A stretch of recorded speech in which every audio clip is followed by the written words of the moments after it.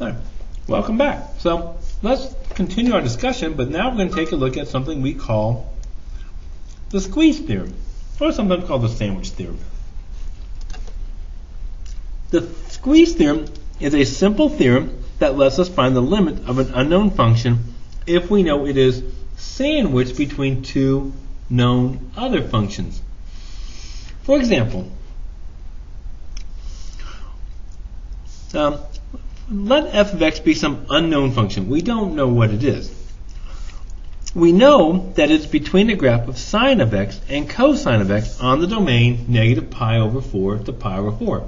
What could we say about the values of f of x between at x equals 0? So let's kind of sketch it. Well, at x equals 0, ready? Our cosine graph is up at 1 and it goes down. Right? There's our cosine curve. Our sine curve starts at 0 and kind of goes up from here, right? There's our sine graph. And of course it kind of goes down and up, right? But what they're saying is, what can we say about the values that the function must be between at x equals 0? Well, that's pretty easy. Well, because f of x is between sine and cosine, because f of x is between sine and cosine, we at x equals 0, the smallest the value could be is 0, the largest it could be is 1. So f of x has to be between there. I don't know exactly what it looks like, but that could be a possible graph of it right there. So we could say, because f of x is between sine of x and cosine of x, at x equals 0, the function has to be sandwiched between 0 and 1. I don't know anything about the graph, but I know it has to be between 0 and 1. But there's a problem. Do you see the problem here? That's right. We don't know anything about the function. The function may not be defined at x equals 0. Therefore, we have to use limits to actually solve a problem like this. So the problem here is, since we don't know, in other words, since we don't know anything about the function, there could be a hole there. We don't know anything about that function. So to solve it, we're going to use actual limits to these. And this is the squeeze theorem. This is a 3-step problem. That's it. 3 steps. Very easy to do. Just do what I'm doing right here, okay? And what it says is, if there is a function, f, between two known functions, f and h and g, then the limit as, if I want to find,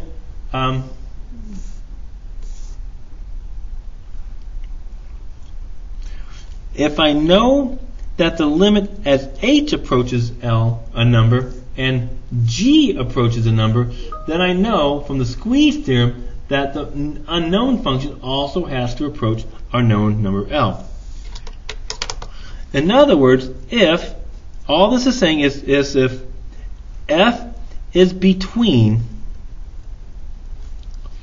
g of x and h of x,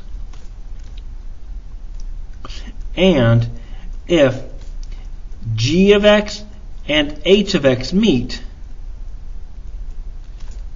at x equals c, then the limit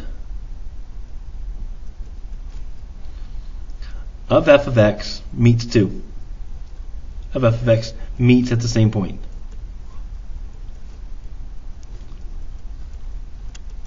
Graphically, what would that look like?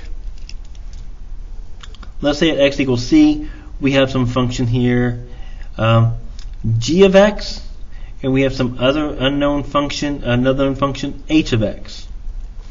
The function in between that we don't know is f of x. That's a black box right here. It gets squeezed in between the two. So they all meet at exactly the same point. This is my unknown function. So here's an example of how you'll see it on the AP. Look how the work is shown. This is very vital. If f of x, this is my unknown function. I don't know anything about it. But I know it's between the values of 2 and x squared plus 2 for all x. We want to find the limit as x approaches 0. So in other words, We want to find out what happens to f as x approaches 0. I can get that from looking at this. Even though I don't know anything about f itself, I can actually find out what it is approaching because I know it's sandwiched between 2 and x squared. Again, if I look at it graphically, it's not that bad to do. It's not that bad. Here's x equals 2, y equals 2, and x squared plus 2. So our parabola. F has to be between it. It's an unknown function. I don't know what it looks like, but because it's between, it's going to get squeezed at this point. So graphically, I can look at it and say, well, it must be approaching 2 because that's where they both, the parabola and the line y equals 2 intersect. Mathematically, we have to write this one. We are going to write this. The limit, watch how I write it, this is important, as x approaches 0, we're going to take the limit of all of these. The limit as x approaches 0 of 2 is is less than the limit as x approaches 0 of f of x, is less than the limit as x approaches 0 of x squared plus 2. Now notice the setup of this. It's exactly the same as here in the original problem. This is how you always know we're going to use squeeze theorem. It's exactly the same setup as here, so I'm just putting my limits instead. Okay, it's the exact same format. You're going to get plus 1 point on a test or quiz just for writing that out. Now I can solve it. This limit is just 2, less than or equal to. The limit as x approaches 0 of f of x is less than or equal to. And if I plug 0 in here, just substitution, again I get 2. Again, you're going to get plus 1 point for that, okay? Now, the last thing we have to think about, okay, well, what is my answer? We're saying we are approaching a number between 2 and 2 inclusive. Well, what number is between 2 and 2? Just 2. So therefore, we can now say for a fact, guarantee that the limit as x approaches 0 of the function has to equal 2 by the squeeze theorem. And you have to say by squeeze theorem, okay? Okay?